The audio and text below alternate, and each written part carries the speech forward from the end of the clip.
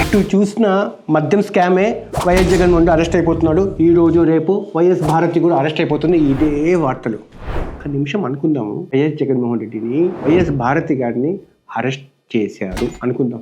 ఎన్ని రోజులు జైల్లో ఉంచుతారు? 1 month, 2 months, 6 months? జీవితకాలం అయితే ఉంచలేరు కదా. 2029 ఎన్నికల లోపలైనా వాళ్ళు బయటకు రావాల్సిందే కదా. ఈ టైంలో పార్టీ ఉంటుందా, గల్లంత అవుతుందా? అంటే పార్టీని నడిపించే వాళ్ళు ఎవరు అన్నది ఇప్పుడు జరుగుతున్న డిస్కషన్. షర్మిల ఇంత ముందులాగా వచ్చి పనిచేసే అవకాశాలు లేవు. తల్లిగారు 50-50% రావచ్చు, రాకపోవచ్చు.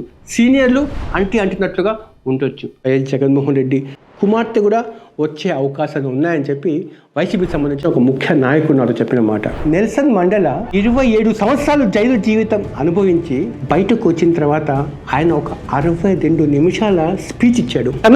కారాగారంలోకి నెట్టిన జైలు శిక్షకు కారణమైన కుట్రదారులను నేను మనస్ఫూర్తిగా క్షమించేస్తున్నాను నా జాతి కోసం అని అన్నాడు. కానీ ఆ మాటతో ఆ జాతి జనుల్లో దేవుడైపోయాడు. చంద్రబాబు నాయుడు గారు కూడా అరెస్ట్ అయిన తర్వాత బయటకు వచ్చారు కదా, లేకపోతే సీఎం అయిన తర్వాత నన్ను అరెస్ట్ చేసిన రాజకీయ కుట్రదారులను క్షమించేస్తున్నాను అని ఒకే ఒక్క మాట చెప్పి ఉంటే ఈరోజు వైఎస్ఆర్సీపీ ఈ స్థాయిలో కొంచెంగా బలం పుంజుకుంటూ ఉంటుంది కదా, అది ఆ పరిస్థితి కూడా ఉండేది కాదు. Coming to the AP liquor scam. ఆధారాలు ఉన్నా ఆధారాలు లేకపోయినా ఆంధ్ర జనము మద్యం స్కామ్లో జగన్మోహన్ రెడ్డి తప్పు చేశాడు అన్నది నమ్మారు. ఆ నమ్మారు కాబట్టే 2024 ఎన్నికల్లో ఘోరంగా వైఎస్ఆర్సీపీని ఓడించాడు. ఇది నేను చెప్పడం కాదు, నేను ఇంటర్వ్యూ చేసిన వైఎస్ఆర్సీపీకి సంబంధించిన ఒక ముఖ్యమైన నాయకులు చెప్పిన వాస్తవాలు.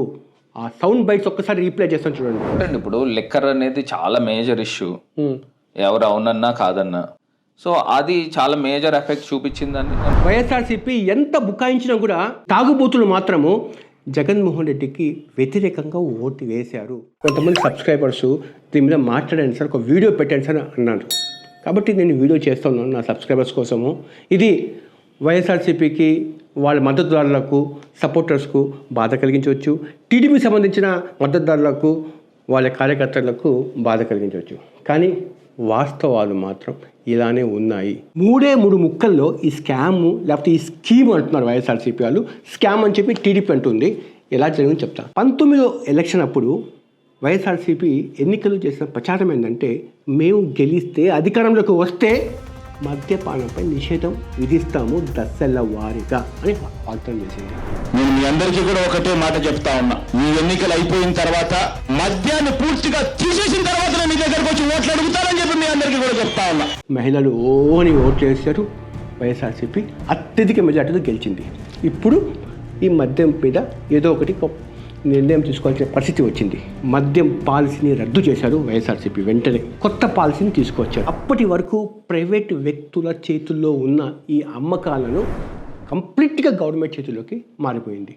అంటే ప్రభుత్వ ఉద్యోగస్తులే మద్యం షాపులో కూర్చొని మద్యం అమ్మారు. నెంబర్ 2, బ్రాండెడ్ మద్యం కాకుండా ఇమిటేషన్ మందు అక్కడ దర్శనం ఇచ్చింది. నెంబర్ 3, ప్రపంచం మొత్తం డిజిటల్ ఎకనామిక్ వైపు వెళ్తూ ఉంటే మద్యం షాపుల్లో ఒక వెసులుబాటు కల్పించింది ఏంటంటే నగదు లావాదేవీలకు. స్కామ్కి కారణమైంది ఈ 3 అన్నది చార్జ్ షీట్లో ప్రధానంగా సిట్ పేర్కొన్న అంశాలు. ఇప్పుడు ఈ 3 అంశాలు లాజిక్కి నిలబడుతున్నాయా లేదా? వైఎస్ఆర్సీపీ వాదన ఏంటి చూద్దాము. వాళ్ళు చెప్పింది ఏంటంటే, ప్రభుత్వ ఉద్యోగస్తులే మద్యం అమ్మితే మద్యం విక్రయాలను కొంత కట్టడి చేయవచ్చు అని వైఎస్ఆర్సీపీ యొక్క వాదన. ఎంతవరకు నమ్మాలంటారు దీన్ని? ఆగేవాడు ప్రభుత్వ ఉద్యోగస్తులు ఉంటే తాకుండా ఉండవు, ప్రైవేట్ వ్యక్తులు ఉంటే వచ్చి తాగడం అది జరగద్దా? కాబట్టి ఇక్కడ లాజిక్కి నిలబడటం లేదు వైఎస్ఆర్సీపీ సంబంధించిన వాదన. పాయింట్ నెంబర్ 2కి సంబంధించి బ్రాండెడ్ మందు మాయమైంది, ఇమిటేషన్ మందు వచ్చింది. కానీ వైఎస్ఆర్సీపీ ఏం చెప్తుందంటే, ప్రైవేట్ వ్యక్తుల చేతుల్లో ఉన్నప్పుడు మద్యం అమ్మకాలు వాళ్ళు బ్రాండెడ్ కంపెనీలకు అడ్వాన్స్గా డబ్బులు పే చేసేవాళ్ళు. ఇప్పుడు కొత్త పాలసీ ప్రకారమే గవర్నమెంటే మద్యం అమ్మకాలు చేస్తుంది కాబట్టి అడ్వాన్స్గా పేమెంట్ ఇచ్చే ఆ వెసులుబాటు ప్రభుత్వ అధికారులకు లేదు. అందుకోసం మనం అడ్వాన్స్ ఇవ్వలేకపోయాం. బ్రాండెడ్ కంపెనీలే వెనక్కి వెళ్ళిపోయినా తప్ప మనం వాళ్ళని అరికట్టలేదు అన్నది వైఎస్ఆర్సీపీ వాదన. కానీ సిట్ అధికారులు మాత్రము ఇది ఎందుకు జరిగిందంటే ప్రైవేట్ డిస్టిలరీలలో బినామీ పేరుతో నడిచే డిస్టిలరీలలో లోకల్ బ్రాండ్ మందుని తయారు చేసి విక్రయించడానికే పెద్ద పెద్ద బ్రాండ్లను రాకుండా ఈ కావాలని చెప్పి ఒక ఉద్దేశపూర్వకంగానే వైఎస్ఆర్సీపీ నిబంధనలను సడలించింది అన్నది సిట్ చేస్తున్న ఆరోపణ. ఇంకా మూడో అంశం ఏంటి, నగదు లావాదేవీలను ఎందుకు అనుమతించారు, అది కూడా నేను అడిగాను వైఎస్ఆర్సీపీ ముఖ్యులకు, మీరు ఎందుకు అనుమతించారు అని చెప్పి. వాళ్ళు చెప్పే మాట ఏంటంటే, ఇప్పుడు వైన్ వాళ్ళు నాకు ఎదురు ప్రశ్న చేశారు, వైన్ షాపులకు ఎవరు వస్తారు అని అన్నారు. వైన్ షాపులు రావడం ఏంటండి, అందరూ వస్తారు కదా అన్నారు. కాదు, ఎక్కువ మంది ఎవరు వస్తారు, క్యూలో ఎవరు నిలబడతారు అని చెప్పి నాకు ప్రశ్నించారు. క్యూలో ఎవరు, దిగువ మధ్య తరగతి వాడే నిలబడతారు. వాళ్ళ దగ్గర ఫోన్పే ఉంటుందా, వాళ్ళ దగ్గర గూగుల్ పే ఉంటుందా, అందుకోసమే మనము నగదుని ట్రాన్సాక్షన్ని మనం అనుమతించాము అన్నారు. వామ్మో, ఇంత లాజిక్ ఉందా అనిపించింది నాకు. ఈరోజు ఒక టిఫిన్ బండి వాడి దగ్గర కూడా ఫోన్పే ఉంటుంది, చిన్న లావాదేవీ చేసుకుని ఫోన్పే ఉంటుంది. అలాంటిది మద్యం షాపుల్లో ఫోన్పే లేకపోతే ఆ తాగే వ్యక్తి వెనక్కి వెళ్ళిపోతాడా? ఏం అది లాజిక్కి నిలబడే వాదననా? అందుకోసమే ఇక్కడ 3,500 కోట్ల రూపాయల స్కామ్ జరిగిందని చెప్పి ఈ 3 అంశాల్లో తేల్చి సిట్ అధికారులు ఛార్జ్షీట్లో ఫైల్ చేయడం జరిగింది. అయితే ఇప్పటి వరకు ఒక 12 మందిని అరెస్ట్ చేశారు. ఇందులో మాజీ ఎమ్మెల్యేలు ఉన్నారు, ఎంపీలు ఉన్నారు, బ్యూరోక్రాట్స్ ఉన్నారు, పెద్ద పెద్ద వ్యాపారస్తులు ఉన్నారు. ఈ 12 మందిలో మొత్తం 43 మంది మీద కేసు నమోదైంది. ఇప్పటి వరకు తీసుకున్న స్టేట్మెంట్ల ప్రకారం ఇంకా 30 మంది కోసము వేట మొదలైంది. ఇదంతా వీళ్ళ అరెస్ట్ అయిన వాళ్ళ దగ్గర నుంచి సాక్షుల్లో ఒక 150 మంది సాక్షుల దగ్గర నుంచి మొత్తం స్టేట్మెంట్ తీసుకున్నారు కదా. ఇది మొత్తం ఈ స్టేట్మెంట్ ప్రకారము వాళ్ళు ఇప్పటి వరకు తేల్చింది ఏంటంటే, మధ్యంతర ఛార్జ్షీట్లో జగన్మోహన్ రెడ్డి అతను ఒక లబ్ధిదారుడు తప్ప కుట్రదారుడు కాదు అని. అలాగని చెప్పి జగన్మోహన్ రెడ్డి పాత్రను అంతవరకు కుదించారా, లేకపోతే ఎక్స్టెంట్గా తీసుకుని వెళ్ళి అతను కూడా అక్యూజ్ చేసి ది క్రిమినల్ కాన్స్పిరసీని ఆయన అంటగడతారా అన్నది ఒక $1,000 మిలియన్ ప్రశ్న. ఈ కేసు మొదలైనప్పటి నుంచి, ఈ కేసు ఫస్ట్ ఎఫ్ఐఆర్ ఎప్పుడైంది, 2024 9వ నెల 23వ తేదీ శ్రీనివాస్ అనే వ్యక్తి కంప్లైంట్ ఇచ్చిన తర్వాత సిఐడి వాళ్ళు కేసు నమోదు చేశారు కదా.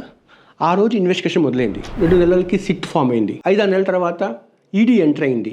ఇదంతా ఒక జరిగింది కదా. అయితే ఎప్పటికప్పుడు సిట్ అధికారులు ఈ దర్యాప్తు ఎంతవరకు వెళ్ళిందో కోర్టుకి సమర్పిస్తూ ఉండాలి ఛార్జ్షీట్లను దశల వారీగా. అంటే ప్రతి అరెస్ట్ తర్వాత ఒక రిమాండ్ రిపోర్ట్లో ఏం జరిగింది, ఏం జరగబోతుంది, ఈ కాన్స్పిరసీ అని చెప్తుండాలి. అందులో ఒక బిగ్ బాస్ ఉన్నాడు అని వాళ్ళు ముందు నుంచి చెప్పుకుంటూ పోయారు. మీడియా వాళ్ళకి మనకి ఏం అర్థకున్నామంటే, పెద్ద స్థాయి బిగ్ బాస్ అన్నారు అంటే ఎవరో సెంట్రల్ లీడర్ ఈ వెనకాల ఉన్నాడేమో. ఎందుకంటే 3,500 కోట్ల రూపాయల స్కామ్ అని చెప్పి తేల్చారు కాబట్టి పెద్ద నాయకుడు ఉంటాడేమో అనుకున్నాం. కానీ అది చిన్నగా ఈ మధ్యంతర ఛార్జ్షీటు ఆ డాట్స్ అవన్నీ చూస్తూ ఉంటే, మీడియాలో వచ్చిన ఊహాగానాల ప్రకారం చూస్తూ ఉంటే ఆ బిగ్ బాస్ జగన్మోహన్ రెడ్డియే అని మీడియాలో వస్తూ కథనాల ప్రకారం చూస్తూ ఉంది. కొంత లీక్స్ కూడా పోలీస్ అధికారులు ఇస్తూ ఉన్నారు మీడియాకి ఈ వార్తలు రాయడానికి. ఆ బిగ్ బాస్ ఎవరో కాదు, జగన్మోహన్ రెడ్డి అని. ఆ ఛార్జ్షీట్లో కూడా పేర్కొనేది ఏంటంటే, నెలకి 50 నుంచి 60 కోట్ల రూపాయల కిక్ బ్యాగ్ జగన్మోహన్ రెడ్డికి ముట్టింది అని. అలాగే ఆ లెక్కన చూసుకున్నా కూడా మొత్తం 5 సంవత్సరాలు గాను 3,500 కోట్ల రూపాయల స్కామ్ అన్నారు. జగన్మోహన్ రెడ్డికి కిక్ బ్యాగ్ ఎలా ముట్టింది మనం మాట్లాడుకుందాము. పోలీసులు దీంట్లో ఎలాగా నిరూపణ చేస్తారు? జగన్మోహన్ రెడ్డి గారు సీఎంగా ఉన్న సమయం అది. సీసీ కెమెరాలు ఆన్ చేసుకుని వచ్చి ఆయన తీసుకుంటారా? లేరు. ఎవరు ఇచ్చిన వ్యక్తి నేను సీఎం గారికి ఇచ్చొచ్చాను అని చెప్పి బయటకు వచ్చి చెప్పాలా కదా. అలాంటి దాఖలాలు కూడా ఇప్పుడు దాకా ఛార్జ్షీట్ చదివిన తర్వాత అందులో లేదు. అయితే 50 నుంచి 60 కోట్లు జగన్మోహన్ రెడ్డి గారికి ఎలా ముట్టిందన్న దాని మీద ఆధారాలు అయితే లేవు. కానీ కొన్ని సాక్షులు సంబంధించిన స్టేట్మెంట్లు రికార్డ్ చేసాము. ఎందుకంటే వాళ్ళు దాదాపు 150-200 మంది సాక్షులను వాళ్ళు విచారించారు. అది కొంచెం హైట్గా ఉంచాడు, ఈ విచారణ అంతా హైట్గా ఉంచాడు. వాళ్ళ నుంచి ఇన్ఫర్మేషన్ ప్రకారం మేము ఇది చెప్తున్నాము అని చెప్తున్నారు. హైదరాబాద్లో ఒక అట్ట పెట్టెల్లో 11 కోట్ల రూపాయల నగదు దొరికింది. ఆ నగదు ఎవరిది అంటే ఏపీ మద్యం స్కామ్ సంబంధించిన డబ్బులే ఈ డబ్బులు అని చెప్పి సిట్ ప్రాథమిక విచారణ సందర్భంగా ఒక అవగాహనకు వచ్చింది.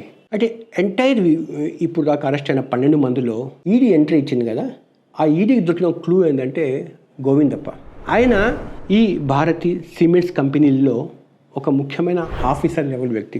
ఆయన అకౌంట్స్ని ట్రాన్సాక్షన్స్ని ఒకసారి చూస్తే డబ్బులు ఎక్కడ రూటింగ్ అయిందని చెప్పి అలా డాట్ కనెక్ట్ చేసుకుంటూ వెళ్తే అక్కడి నుంచే మిథున్ రెడ్డి గారి పాత్రను ఎస్టాబ్లిష్ చేశారు సిట్ అధికారులు. అయితే అక్కడి నుంచి ఇంకా చాలామంది చాలా రూటింగ్ అయినట్టుగా సిట్ అధికారులు ఒక బయటకు చిన్న ఒకటికి ఇన్ఫర్మేషన్ కూడా లీక్ అయింది. కానీ ఈడీ ఇంకా దాని మీద ఒక ఈజీ అయ్యారు, ఇంకా పూర్తిగా ఫైల్ చేశారు. కానీ ఛార్జ్షీట్ అయితే ఈడీ నుంచి రాలేదు, ఇంకా దాంట్లో బయటపడాల్సి ఉంది అని చెప్పి. అయితే ఇప్పుడు మిథున్ రెడ్డి గారిని అరెస్ట్ చేసినప్పుడు మిథున్ రెడ్డి గారి సాక్ష్యం చాలా ఇంపార్టెంట్ అయింది కన్ఫెక్షన్ ఇన్వెస్టిగేషన్లో. అయితే ఆయన వచ్చిన ప్రతిసారి లాయర్లతో వచ్చారు కాబట్టి చాలా కాన్షియస్గా మాట్లాడారు. జగన్ రెడ్డి గారికి ఈ హస్తం ఉంది అని చెప్పి ఆయన చెప్తూ ఉంటాడనేది నేనైతే అనుకోను. బట్ ఆయన ఒక స్టేట్మెంట్ అయితే రికార్డ్ చేస్తుంటారు కదా పోలీసు ఇన్వెస్టిగేషన్లో, అది ఏం చెప్పాను కానీ కొంత హైడ్గానే ఉంచారు అది. అయితే రాజ్ రెడ్డి అయితే అసలు పోలీసు విచారణకు అసలు సహకరించలేదంట. ఈ రాజ్ రెడ్డి మిగతా ఈ అరెస్ట్ అయిన 12 మంది, ఇంకా అరెస్ట్ కావాల్సిన మరో 30 మంది, ఇదంతా ఎవరంటే లోకల్ మద్యం షాపులకు దిగారు కదా, పంప్ చేశారు కదా, ఆ మద్యం తయారు చేసిన డిస్టిలరీలను నిర్వహించడము, ఈ డబ్బు లావాదేవీలను చూడడము, ఇదంతా ఈ వ్యవహారమే. ఈ రాజ్ రెడ్డి, ఈ నవీన్, ఈ వరుసగా ఉన్న పేర్లు పెళ్ళికొడుకు నవీన్ కృష్ణ, పేలా దిలీప్, సజ్జల శ్రీధర్ రెడ్డి, బూనరెడ్డి చాణక్య, వీళ్ళందరి పేర్లు బయటకు వస్తున్నాయి. ఈ మొత్తం వ్యవహారంలో టీడీపీ తప్పు చేసిందా, వైసీపీ తప్పు చేసిందా అనేది కాదు, ఓడిపోయింది మాత్రం సామాన్య ప్రజలే. ఎందుకంటే ఈ చీప్ లిక్కర్ మందు ఈజీగా అందుబాటులోకి రావడం వల్ల, ఒక నాసిరకమైన బ్రాండ్లు అందుబాటులోకి రావడం వల్ల అది తాగితే ప్రజల ఆరోగ్యం అయితే చెడిపోయింది. సామాన్యులది కిడ్నీలు పాడయ్యాయి, ఊపిరితిత్తులు పాడయ్యాయి. ఇది మాత్రము పేదవాడికి మాత్రం నష్టాన్ని చేకూర్చింది. ఎందుకంటే ఢిల్లీ మద్యం స్కామ్ కంటే ఒక 10 ఎక్కువ స్కామ్ ఇది. చివరికి ఒక మాట, తప్పు జరిగిన వ్యక్తికి శిక్ష పడాల్సిందే. అలాగని చెప్పి ఆ శిక్ష వేసే పేరుతో రాజకీయ కక్షలకు దారితీస్తే ఇక్కడ ఓడిపోయింది వైసీపీ, ఓడిపోయింది టీడీపీ అన్నది కాదు. ఎప్పటికీ ఓటమి చెందేది మాత్రము రాష్ట్రందే. ఎందుకంటే ఈ పొలిటికల్ వెండట ఎక్కువగా ఉంటే పెట్టుబడులు రావు, రాష్ట్రం అభివృద్ధి జరగదు. రాష్ట్రం అభివృద్ధి జరగకపోతే ఆ ప్రభావం ప్రతి ఇంటి మీద పడుతుంది, ప్రతి వ్యక్తి మీద పడుతుంది.